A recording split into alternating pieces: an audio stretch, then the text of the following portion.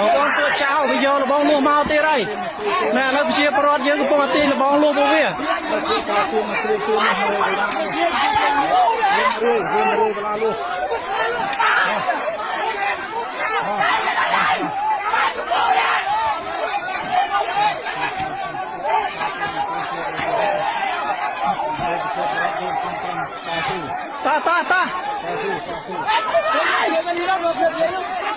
ទាញមក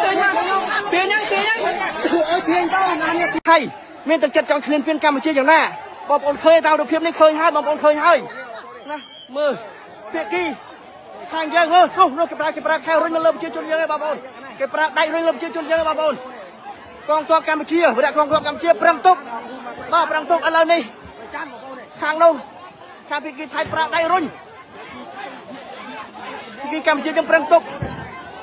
បងប្អូនវរៈកងទ័ពយើងប្រឹងទប់តែភាគីថៃនៅគេក្លើមប្រហែលភាគីថៃក៏ក្លើមប្រហែលណាស់បំពេញលើ